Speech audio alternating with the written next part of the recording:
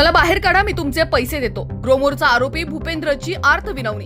Gromor कंपनीत ज्यांनी पैसे गुंतवले आहेत त्यांचे सर्वांचे पैसे मी परत करतो, अशी आर्त विनवणी या घोटाळ्याचा मुख्य सूत्रधार आरोपी भूपेंद्र राजाराम सावळे याने केली आहे. ग्रोमोर घोटाळ्याच्या माध्यमातून भूपेंद्रने गुंतवणूकदारांच्या करोडो रुपयांच्या फसवणुकी प्रकरणी सध्या जेलची हवा खात असून सध्या तो नंदुरबार जेलमध्ये आहे.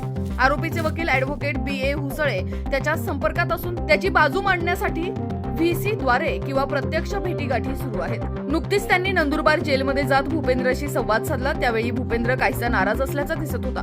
त्याचे कारणही तसेच आहे. तो त्याच्या वकिलांशी बोलताना म्हणाला की मी सर्व ठेवीदारांच्या रकमा देण्यास तयार असून त्या जबाबदारीपासून मी किंचित हटलेलो नाही. त्याकरिता मी बाहेर येणे गरजेचे आहे, तरच ठेवीदारांना त्यांच्या रकमा मिळू शकतात. त्यासाठी ठेवीदारांनी सकारात्मक भूमिका घेतल्यास मी लवकरात लवकर बाहेर पडण्यास मदत होईल. मात्र ठेवीदारांकडून तशी सकारात्मकता दिसत नसल्याने सध्या तरी भूपेंद्र बाहेर पडण्याचे सर्व मार्ग बंद आहेत.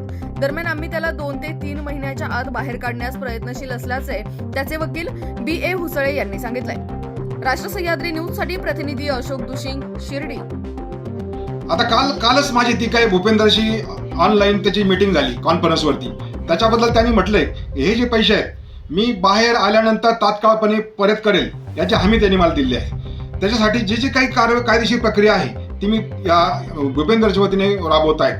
त्याचं म्हणणं असं आहे की हे जे काही ठेवीदाराचे पैसे आहेत मी बाहेर आल्यानंतर साधारणतः महिना 1.5 महिन्यामध्ये परत करेल आणि त्यासाठी जी काही सिव्हिल प्रक्रिया लागते त्याचंही कामकाज मी सुरू केलं आहे. जेणेकरून मी पुन्हा आता त्या भूपेंद्रच्या वतीने ठेवीदाराला पण आवाहन करेल का हे जे काही पैसे आपल्याला लवकर मिळाले पाहिजे. तो जर जेलमध्ये राहून ते पैसे परत मिळणार नाहीत, परंतु जर तो बाहेर आला तर तात्काळपणे सर्वांचे पैसे परत करण्याकामी जो काही सुकर मार्ग आहे तो आपण काढणार आहोत. आणि त्यामुळे मी पुन्हा सर्व ठेवीदारांना विनंती करेल का आपण याचा जामीन होण्यासाठी जो काही आवश्यक मदत लागते ती सर्व ठेवीदारांनी करावी असं मी सर्व ठेवीदारांना आवाहन करेल.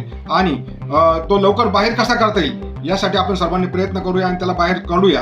आणि आपण या केसला जास्तीत जास्त मदत तुमचीच आवश्यक आहे, ठेवीदारांची सुद्धा.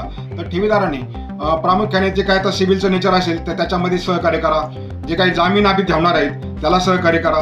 पुन्हा जे बाहेर अटकपूर्व जामीन मी त्याचे ठेवणार आहेत त्यालाही सहकार्य करा अशी या भूपेंद्रच्या वतीने विनंती करतो. आणि पुन्हा एकदा मी सर्व ठेवीदारांना एक आश्वासन देतो की हा जो आरोपी आहे हा जेलच्या बाहेर या 2 ते 3 महिने कालावधी बाहेर निघेल अशा पूर्वतयारी आपण चालू केली आहे.